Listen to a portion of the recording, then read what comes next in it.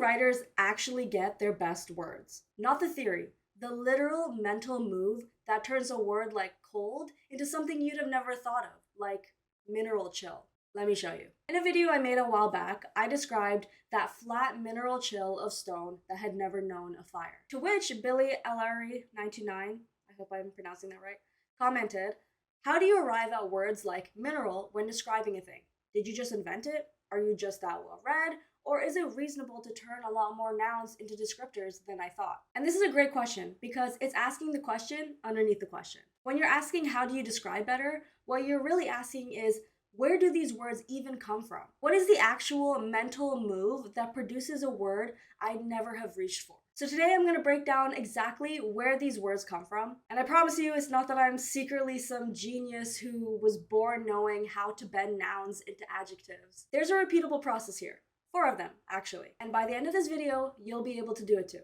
If you're new here, my name is Brianna, and I post videos every Sunday that help you become a better writer. I'm also in the process of building a free writing studio program for you guys who have supported me so much on this channel. I put my academic background in creative writing and English to good use to help make this program as best as it can be by making complex character profiles, mind mapping tools, hyperlinking so that your character names, places, creatures, even your magic terms get a quick little reference card that pops up when you write it in your manuscript, and so much more. Basically everything you could want in a writing platform, all wrapped up in a beautiful premium feeling UI, and again, it's free. That said, if you'd like to support me in this process, and my husband, because he's the one building the thing, I set up a Ko-Fi account where you can contribute as little as $2 toward it. No pressure at all, but it's there if you want to help out. The link is in the description. Anyway, let's get into the video. Let's get the honest, unsatisfying part out of the way because I don't want to pretend that there is no underlying craft thing here. Am I well read? Sure. I have a degree in creative writing in English, so I had to read a lot. Reading widely is where you absorb the permission to do this. You see other writers bend words and use their creative license, and you realize, oh, we're allowed to do that. So yes, if you want the long game answer, read outside your genre. Read poetry, read wine reviews and books about nature. Hell, read the back of your shampoo bottles and Dorito bags and see how they phrase their copy. But you don't need to have read a word used in a particular way in order to produce it. When I used the word mineral chill, I didn't remember it from a book. I arrived at it in real time using a process that I can actually show you. And once you see the process, you'll see that fresh description is a method, not a memory game. That said, let's get into the 4 methods. The first method is to ask what specific kind. And this is the foundation that every other method is built on top of.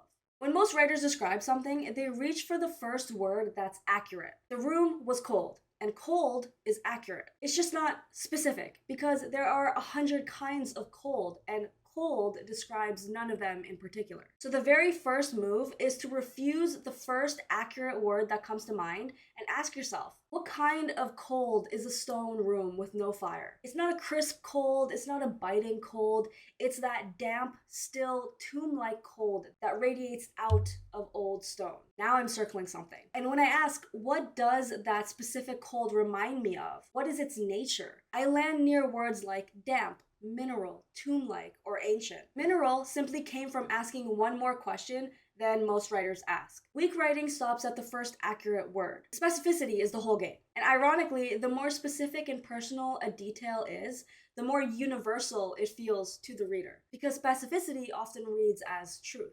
So let's visualize this method like a ladder. The first rung, where it's generic, would say the bread smelled good. The second rung, that's better, would say the bread smelled warm and fresh. And the third rung, that's more specific, is the bread smelled yeasty, with that faint sourness of a long, slow rise. The second method is to borrow from a specialist vocabulary, and this is the one that actually answers the mineral question most directly, and it's awesome because it feels kind of like a cheat code. Entire industries exist whose only job is to describe sensory experiences that are almost impossible to describe. And they've spent centuries building a specialized vocabulary to do it. That vocabulary is just sitting there, free for you to steal. Wine tasting is the big one. So think about what a sommelier has to do. Describe a liquid in a way that distinguishes it from 1,000 other liquids that are also fundamentally fermented grape juice. So they built a lexicon, A wine can be bright, flabby, austere, jammy, structured, dumb, closed, tannic, mineral. In wine and water descriptions, mineral means that cold, wet, stony, almost metallic quality. You can lift it out of the world of drinks and drop it into a room of stone. And because that quality is a real quality of stone, it clicks. When you're stuck describing something, ask yourself, what field of experts already describes this quality for a living? And go borrow their words. If you're describing a texture, steal from cooking. Foods are silken, crumbly, unctuous, gelatinous, crisp. If you're describing light or color, steal it from painting. Things are washed, saturated, muddy, or luminous. If you're describing a sound, steal it from music, obviously. A voice can be staccato, muted, resonant, flat. A smell, steal from perfume, where scents have notes, a dry down, or something green or resinous or animal. If you're describing something like a landscape or stone or weather, then you can steal from geology and nature writing. So mineral, sedimentary, glacial, friable. Your character's grief can have a dry down. Your villain's voice can be tannic. The morning light can be underexposed. You didn't invent these words, you just repurposed them. And repurposing is where freshness lives. The third method is to cross the senses. This technique has a fancy literary name, synesthesia, and writers have been using it for literally thousands of years. Homer wrote about the wine-dark sea. Shakespeare wrote about the music with the dying fall. It's the oldest trick in the book, yet it feels fresh every time. So the move here is to describe one sense using words that belong to a different sense. We do this in everyday speech without noticing it. A loud shirt, a sharp cheese, a warm smile, a bitter cold. None of those are literal. A shirt doesn't make a sound. A smile doesn't have a temperature, but they land because your brain doesn't actually keep your senses in different boxes. So when you're stuck, try to deliberately reach for the wrong sense. The silence was loud. Her voice was velvet. His laugh was gravelly. The cold smell of rain on concrete, the lonely flavor of a meal eaten standing over the sink. So a weak example of this could say, the light came through the window.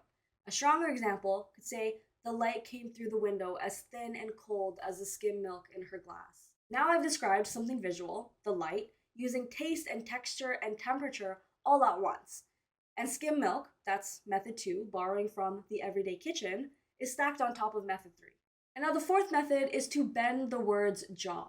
And this is to answer the second half of the question, which was, is it reasonable to turn a lot more nouns into descriptors than I thought? Yes, wildly more. And English is almost uniquely built for this because English doesn't force you to add special endings to change a word's job. You can just drop a noun into a grammatical slot and it works. When you have a noun acting like an adjective, this is called a noun-adjunct. So you already use this constantly. A stone wall, a paper cut, a bottleneck. So mineral chill is partly just this. I put a describing word in front of a noun and let it modify. But you can push it so much further with techniques like using nouns as adjectives. So a paper smile, which is thin and disposable. A glass voice, which is fragile and about to break.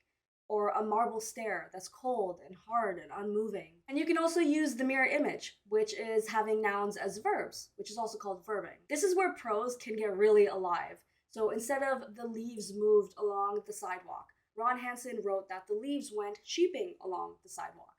So now you can see them moving in a loose, nervous herd because he turned the noun sheep into a verb. So where a generic line might say, fear moved through her, a stronger specific line could say, fear flooded her, or needled her, or fish hooked somewhere under her ribs. Every one of those is a noun doing a verb's job. And you'll notice that the more specific the borrowed noun, the sharper the image. Moved is commonplace, meaning almost nothing, but fish hooked is an undeniably piercing feeling. That said though, verbing and noun bending only work when they're more precise than the ordinary word, not just weirder. She sheeped the leaves is vivid. Let's dialogue about this it just sounds like corporate mush. Because it's not more precise than talk, it's just fancier. So when you're testing this out, ask yourself whether the bent word does more work than the plain one. If the answer is yes, then keep it. But if you're just using it like a thesaurus and you're just picking different words that could convey the same meaning, but sound different, then it's most likely just decoration. Which, if you've seen my underwriting video, is the exact same fluff test. Like any other word, fresh words still have to earn their place. So now that you know the 4 methods, how do you actually build them into a skill instead of a lucky accident? Take one sentence from your draft that feels flat. Something with the first accessible word in it, like the room was cold or she was angry. And run it through those 4 methods one at a time. Ask what specific kind, borrow from a specialist vocabulary, cross it into the wrong sense, and try to bend a noun in it. You'll produce 4 options, and 3 of them will probably be garbage. That's fine. That's the process working. Just keep the one that clicks. I didn't think of mineral on the first try either. When I think of the scripts for my videos, I think up ideas, discard most, and keep the one that lands. For me, that process happens really quickly as I type. That's why it might look like it's because of some secret ability to pull a perfect word out of thin air. In reality, I've just had a lot of practice. Like 20 years of practice. It's kind of crazy how long I've been writing, actually. So, did I invent mineral? No. Am I just well read? Partly, but that's not the whole trick. Fresh description isn't something you're born knowing or something you memorize. It's just a set of moves. And now you have all 4 in your toolkit. The only thing between you and fresh novel prose is the willingness to ask one more question when choosing your words. Thank you for watching. If you like this video, you might want to watch this one next. And tell me, what's a flat word in your current draft that you plan to run through the 4 methods? I want to read your before and afters. Until the next chapter.